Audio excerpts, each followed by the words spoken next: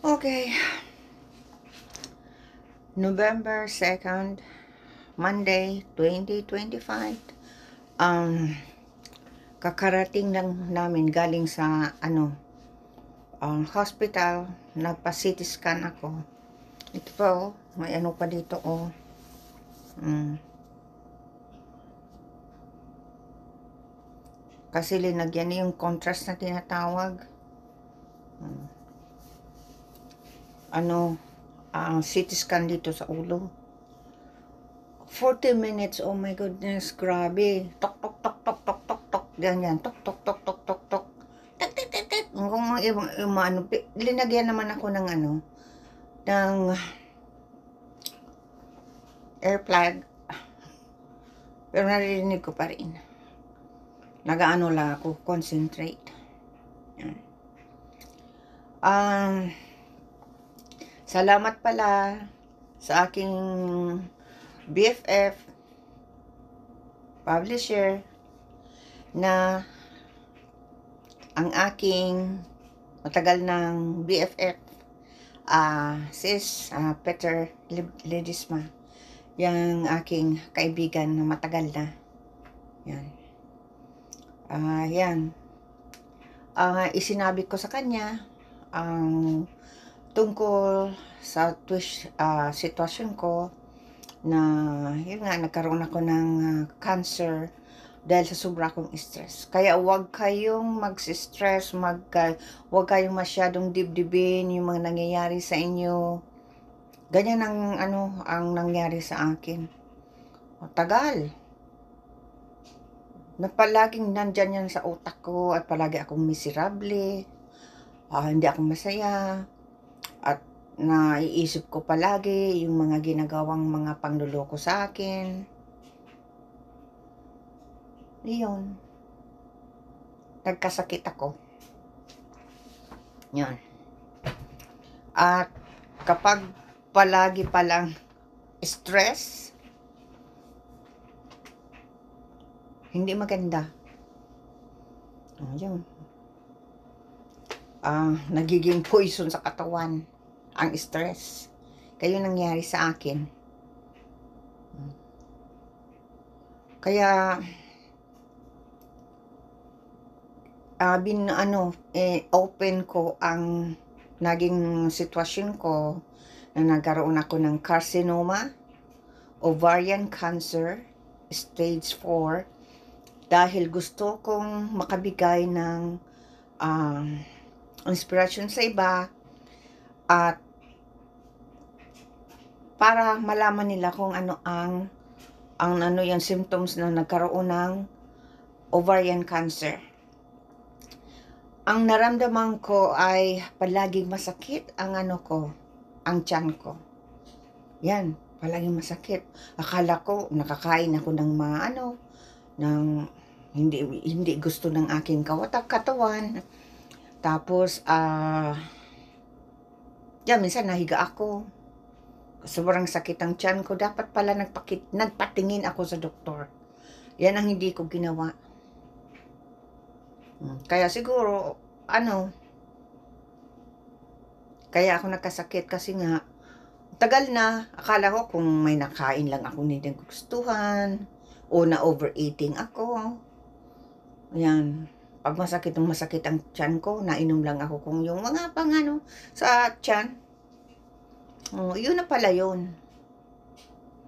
Kaya kung nakakaramdam kayo ng masakit ang tiyan palagi, akala mo may nakain kang hindi mo nagustuhan. Ano pala yan? Symptoms na talaga yan ng cancer. Kaya inopen ko ito para makabigay ako ng sa ibang tao, sa mga kababayan na maging careful sa katawan nyo. Kaya ang iba nagsabi, bakit binulgar mo? Ay gusto ko makatulong. Kasi dati hindi ko alam kung anong cancer. Akala ko pag sabing cancer, isa lang talaga ang cancer. Ay hindi pala, maraming ano ng pangalan ng mga cancer. Hindi lahat cancer yan lahat. Hindi, may kanya-kanyang ano yan, pangalan. Yan.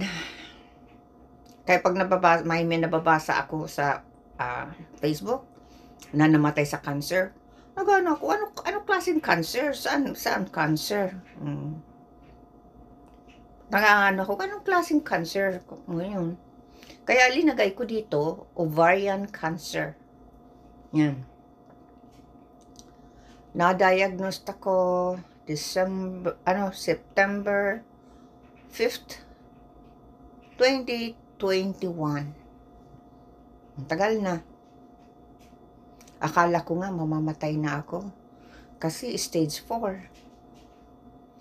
Talagang nag-pray ako. Talagang nag-pray. Dati sa sobra kong stress, depression ko, ay nakalimot na ako sa Panginoon Ama Jesucristo. Kaya yun. Kahit nagkakamali ang buhay ko, parang ginaguide niya pa rin ako. Yun. Kaya maraming mga nagnangloko sa akin.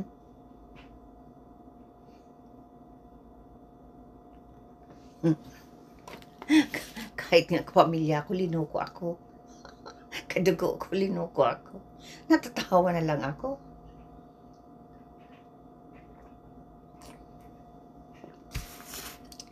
Sobrang pangluloko sa akin. Kadugo ko pa yan, ha? Pero ibang tao pa kaya? Yan ang nangyari sa akin. Na naloko ako. Dinamdam ko din yun. Pangluloko sa akin ng kapamilya ko. Ang kadugo ko. Grabe. Kaya ngayon hindi na ako binabayaran ng utang sa akin. Limot na. Pag sinisingil ko, galit sa akin. Sabi sa akin, yan daw ang ayaw ko, na sinisingil ako. Kung hindi dahil sa akin, hindi ka karating ng Canada. Matagal akong ganyan na sinasabi sa akin. Tapos na-realize ko na kung hindi dahil sa akin, wala silang libreng katulong ng ilang taon, walang sahod. Ginawa kong katulong, all around. Ang hindi ko lang ginawa, magluto. Ay, grabe. Sarili mong kapamilya, ginawa akong katulong, libre, walang pakain lang. Binugbog pa ako. Dito, meron nga ako ditong sugat, Sinakal ako. Sinakal ako. Ang haba pa naman ng kuko. Dati lang ako Dati, 100 pounds. Siya. Mataas siya, malaki. Ay, talagang binugbog ako. Tapos, the next day, magang-maga pa ang mata ko at pa yung ulo ko. Diyos ko, siguro yun ang dahilan kung bakit nagkaroon ako ng tumor sa utak. Dito, inoperahan ako dito, Diyan ang CT scan. Kaya ako nagkaroon ng CT scan kasi nga nagkaroon ako ng dito. Nagkaroon ako ng tumor dito sa side na ito. Siguro yung kagaganyan sa akin at ginaganyan ako, hawak ko dito, ganyan, tapos ganyan ako. Yan siguro ang dahilan kung bakit nagkaroon ng tumor ang utak ko. Tagal na, laki. Malaki, Kaya pala palaging sumasakit ang ulo ko noon. Kaya kung masakit ang ulo niyo, huwag niyong ignoron yang ulo niyo. Mag-ano kayo, magpatingin sa doktor. Yan ang hindi ko rin ginawa. Naano lang ako lagay ng white flour, ginaganyan ko. At ginaganyan ko, hinihilot ko, ganyan. Ganyan. Yan. Yan ang nangyari. Kaya kung masakit ang ulo nyo, na palaging masakit, magpatingin kayo sa doktor. Huwag niyong mag-ano kayo. Mag-ano lang na, naano lang siguro ito. Maglagay ng white flour o Vicks dyan, gaganyan-ganyan. O mainom ng painkiller. Ganyan ginagawa ko dati. Huwag kayong gumaya sa akin. Patingin sa doktor agad. Kaya, ay grabe.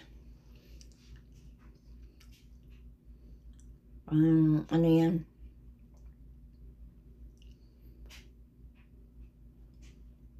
Pagod ako. Kasi, nagising ako mga 8 o'clock. Tapos, yun nga daw, bihis. Hindi, wala akong makeup, oh. Nag-lipstick lang. Wala akong makeup, oh. Tingnan mo ang mukha ko. Wala akong make-up. Ang buhok ko, ganito ang kulay na, dahil, ano yan, dahil pala sa chemo, may dalawang mangyayari. Maging puti ang buhok mo o maitim. Ito, na ganun to. Nagputi ng lahat ang buhok ko. Dati nakalbo ako. Yung yung una kong chemo. Simula 2021. 2021, nag-chemo ako. Ang side effects, nagtanggal lahat ng buhok ko. Di ba magandang buhok ko, mahaba.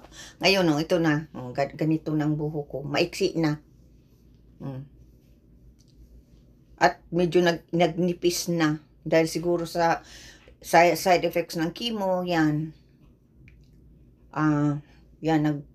Nagnipis na ang buhok ko.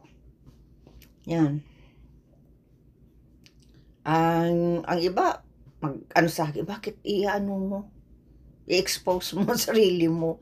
Kasi gusto kong makatulong sa ibang tao. Maging aware tungkol sa cancer. Kasi ang cancer ay, karamihan alam kung ano yan. Ang alam lang cancer. Cancer ng